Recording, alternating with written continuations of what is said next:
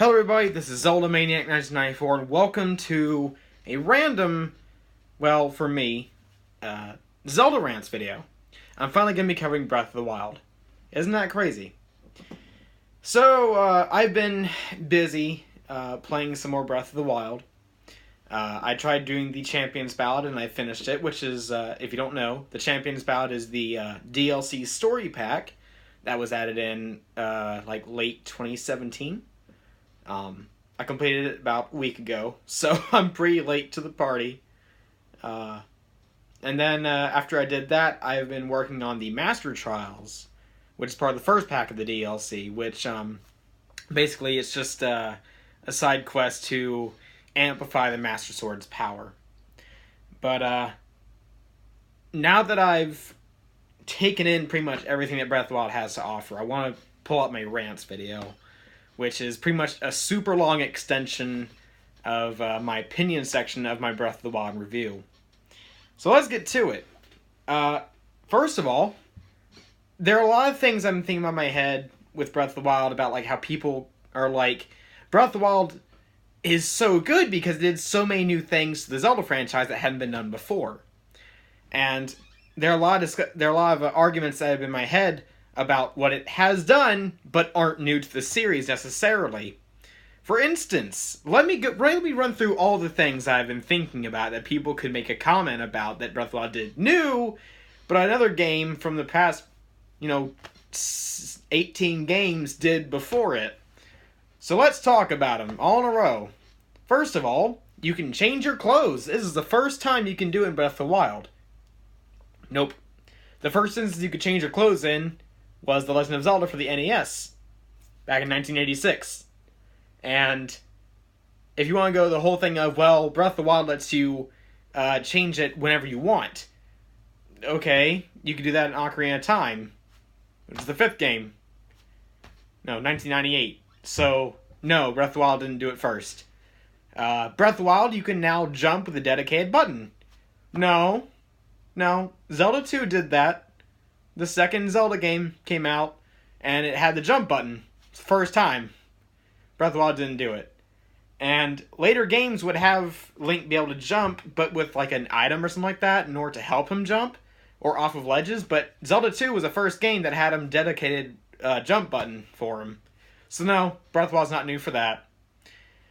The stamina meter. First time? No, Skyward Sword had it. Weapons being able to be broken, such as swords being able to be broken. It was the first time in Breath of the Wild. No, Ocarina of Time did that first. Shields being able to be broken. No, Skyward Sword did that first. Trying to think, there are other things. Being able to, well, crap, now I've forgotten what my other tangents were, but stuff like that. There are plenty of things I can think of that Breath of the Wild has done that were not done first in Breath of the Wild. Now, that's not necessarily a negative towards it, but people like to think that Breath of the Wild is the first one that did it. No other Zelda game's done what Breath of the Wild has done before. Even with the whole thing of like, there are 4 dungeons in Breath of the Wild. No, Majora's Mask did that first. It's one of the only times where there are only 4 dungeons. But yeah, Breath of the Wild didn't do it first. With there being an open world environment, no, Zelda 1 did that first. Let's see here. What else can we pull from Breath of the Wild that it didn't do first? Trying to think. This is definitely the first time you could climb on everything. Breath of the Wild definitely did that first. Yeah,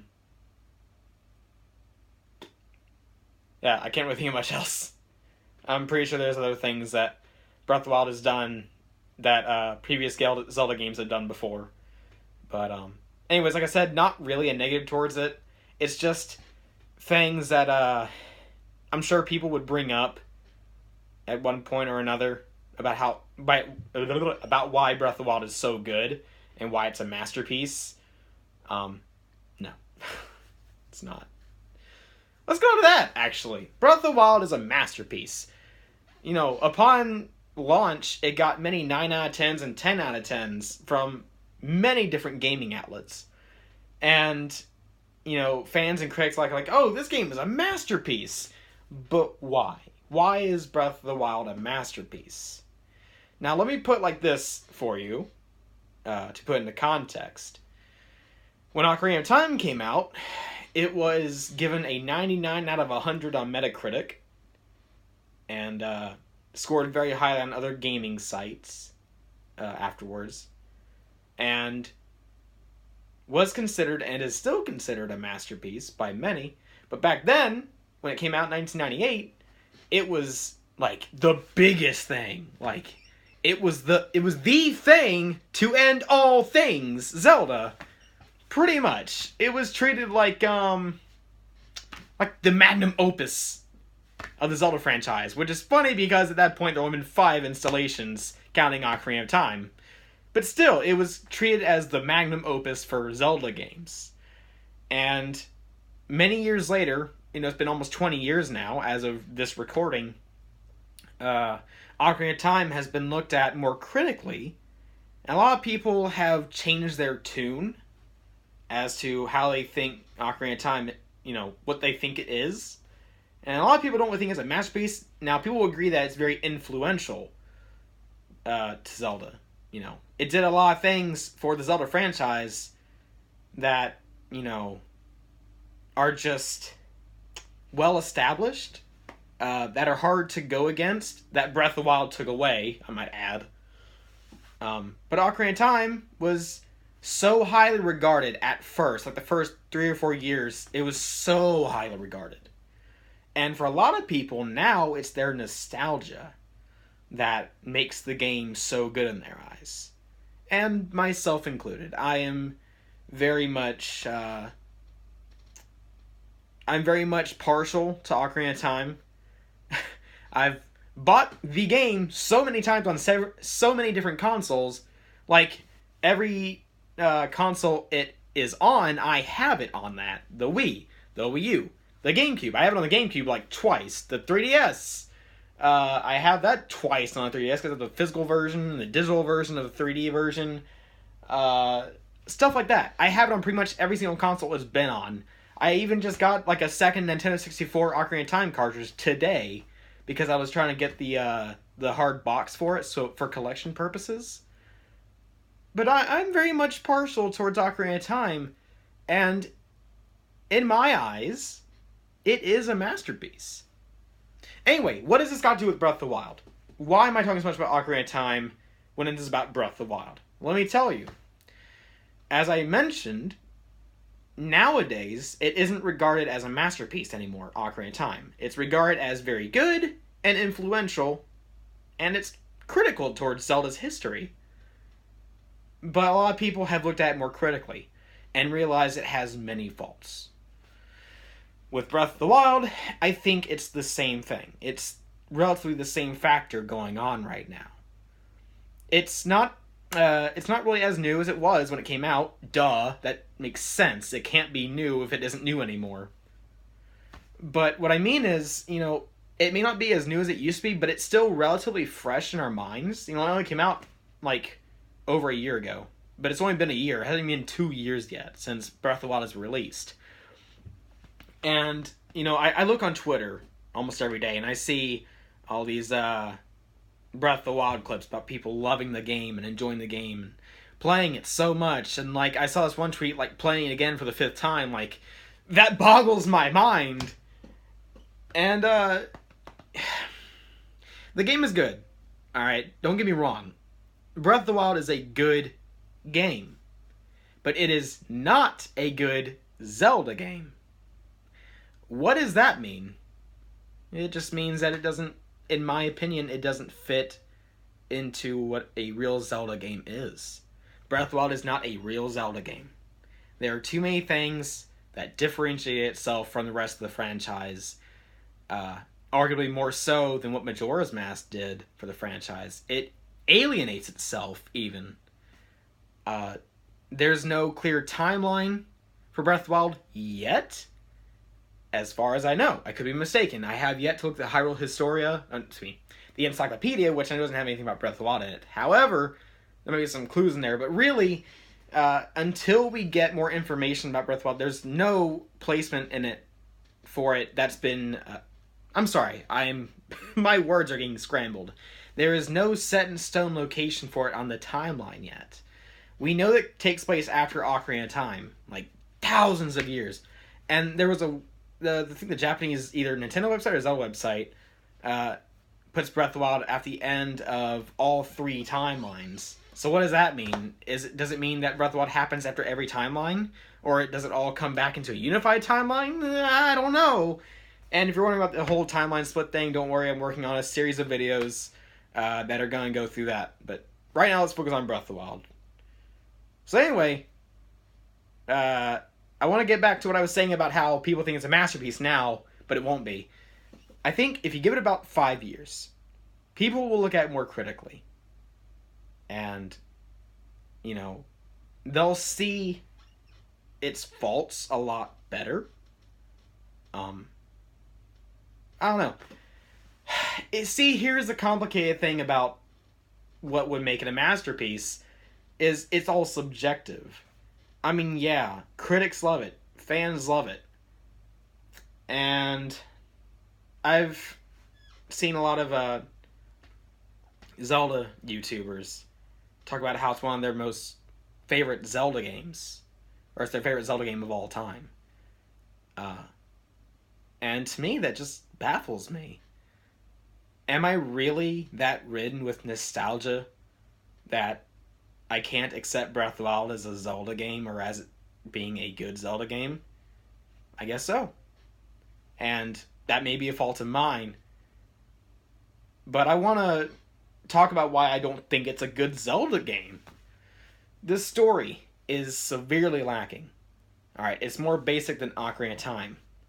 As I covered my Breath of the Wild review, I mean, it didn't take long to go through the whole story process. I hit a lot more details in the story segment. I made sure I was more detailed about the story itself when reviewing it. But if you boil it down, if you want to make it really simplistic, Breath of the Wild story is Link wakes up on the Great Plateau. He hits 4 shrines, gets 4 spirit orbs, lands off of the Great Plateau onto the greater Hyrule itself, takes down 4 divine beasts, and fights Ganon and saves Zelda. How quick was that? I didn't mention Impa. I didn't mention Zelda, really, aside from the very end. I didn't even think I said Ganon until the very end either. All these things that are missing in Breath of the Wild. There's so many details. Like, I mean, yeah, I guess you could boil Ocarina of Time's story down to something simple. So let's do that real quick. Link awakens in Kokiri Forest. He has to get a sword and a shield from Kokiri Forest, save the Deku Tree, get the Kokiri Emerald, talk to Saria, get the Ocarina, head to Hyrule Castle, talk to Zelda, beat Dodongo's Cavern, and inside Jabu Jabu's belly, get the spiritual stones that correspond to those places, come back to Hyrule Castle. And, wait a second, I'm not even done with the game yet, and I think I've hit a longer time than Breath of the Wild. And I didn't hit too many details in that either. What I'm saying is, Breath of the Wild could have had a bigger story, but it didn't. It focused so much on the gameplay aspect that the story was left out entirely, I feel. And there wasn't any room for character development, which I think is what the Champion's Ballad DLC was for. But it really just gave us looks into the champions' lives before they died.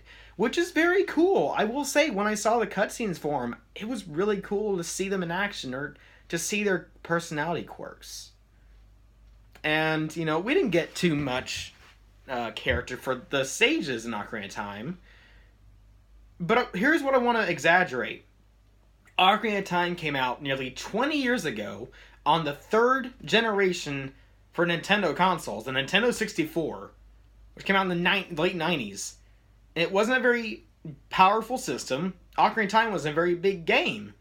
So it had to limit what it had, but for the capacity that the game cartridges could hold, they fit a pretty decent sized story, not compared to today's standards, but for the time the story is pretty big, and Majora's Mask was even greater, you could say, for some aspects. Now compare it to Breath of the Wild being released in 2017 on the Wii U and the Switch. They're not the most powerful consoles to date, but they're still pretty powerful. They can run things in HD. They have a whole lot of memory. There is no reason why the story would be so lacking in Breath of the Wild. Except, there is a reason. They didn't care. They don't care about the story. I think A.G. Aonuma is the one that said that when making a Zelda game, they want to focus more on the gameplay than the story, and that's fine, It's their game. Fair enough. Who am I to say that they did wrong? Like I said, Breath of the Wild's a really good game. It's fun. It's hard at points, but it's challenging. It's fun. But there are just so many things, just in the story alone, that don't make it a good Zelda game. Let's get to the gameplay, even, for why I think it's kind of different and why it doesn't belong as a real Zelda game. The combat becomes more free-form. Combat itself is spectacular, but it doesn't fit in line with what a Zelda game is. Link's able to do all kinds of flips and jumps, and while those have been in previous Zelda games, the way that Link does it, if you execute a perfect dodge, you can slow down time around you and rapidly attack the enemy. Now, I have a theory as to why Link can do that, lore-wise, but mechanic-wise, it's cool, but it doesn't make sense. 7, or whatever, Breath of the Wild's 19, 18 games before Breath of the Wild, Link's never been able to do that. To be fair, that doesn't mean that Link can never do something different. As games change and evolve, so do their characters. But it's just really strange. The gameplay with it is very strange. Everything, like with dungeons, everything is all Sheikah shrines. And then the Divine Beasts, which are just giant Sheikah shrines, pretty much. And climbing up towers as save points, which I think is something that Ubisoft is known for their games, like Assassin's Creed and stuff like that. I don't know. Don't quote me on that, because I don't have any real knowledge on that. I just know that it's a kind of thing that Ubisoft has done before. They're just things that make it so different from a Zelda game. Let's talk about Link's traditional outfit. Every other Zelda game has had him in a green tunic at one point or another, being his main costume or outfit. You can change it, in some games, like to the Goron tunic, the Zora tunic in Ocarina of Time. Or in the Wind Waker, after you beat the story the first time, you can just wear your, I think they're called pajamas, but they're like your standard outset island clothes for like the whole game, instead of wearing the green tunic. Or in Skyward Sword, you start off with Skyloft clothes, or in Twilight Princess, you start with Ordonian clothes. But in all those games, you get the green tunic almost immediately, and the artwork for all those Links, like the main image of Link for those games, is him wearing the green tunic. Breath of the Wild is different. Link is not wearing a hat. He's not wearing a green outfit. He's wearing a blue shirt. The champion's tunic. Which I think Aonuma said that this is to symbolize, or to state that this is a different Link. Like, this isn't your traditional Link. Now, while you can get the green tunic in Breath of the Wild, which is what I think he should wear, just because I'm kind of an old Zelda purist, the blue tunic, while it looks cool, it just, again, it shows me that this isn't a real Zelda game. It has so many Zelda influences on it, but it's not a real Zelda game. It's like if you took an open world action game and just gave it a Zelda paint job, pretty much. And, I don't know, I just have so many gripes. The music, while there are a lot of tracks, as it turns out, to Breath of the Wild, the music is just lacking. It's mostly ambient and it's piano styled. Like, it's just all music from the piano, which there's nothing wrong with that. The piano's a beautiful instrument. It has, it can make a lot of amazing, tunes and music. But it doesn't really fit with what we've known from Zelda games. Like, there are only maybe a few tunes that I remember off the back of my head, from memory, from Breath of the Wild versus A Link to the Past, or Ocarina of Time, or Zelda 1, or Zelda 2, or what have you. I can remember a lot more songs from most other Zelda games than Breath of the Wild. And I mean, I guess what it comes down to is, I'm nostalgic when it comes to Zelda, and Breath of the Wild, it takes my nostalgia. It holds it in its hands, and it crumbles it up, and throws it in the trash can. That's essentially what Breath of the Wild is. It's the nostalgia killer. But it's no masterpiece to me. And with the whole opinion of Breath of the Wild not being a masterpiece, that is very much a hot take, if you will, on Breath of the Wild. A lot of people would disagree with me on that. But me, Marissa Blackwing, and Blackton 100, we all come into agreement that Breath of the Wild is not the best Zelda game. And me and Blackton 100 have gone on hours just by ourselves talking to each other about how the story is just so lacking. And I mean, I play a Zelda game for the story, I mean, yeah, if the games are fun, that's great. If I can't play a fun Zelda game, I'm probably not going to be playing it for too long. Like Spirit Tracks or Triforce Heroes. I had a lot of issues with that, and I want to I want to finish Spirit Tracks. I just got to sit down and make myself play it. Because the gameplay's not very fun. But when there's no story, that just breaks me. That breaks the game for me. And I can't do it. I just can't. It's a fun game. It's not a good Zelda game. Anyways, that's my Zelda rants for Breath of the Wild and why it's not a real Zelda game. I hope you all have enjoyed this little fiasco of a recording. But there you go. Those are my thoughts. Anyways, guys, this is Zelda Maniac 94 signing out.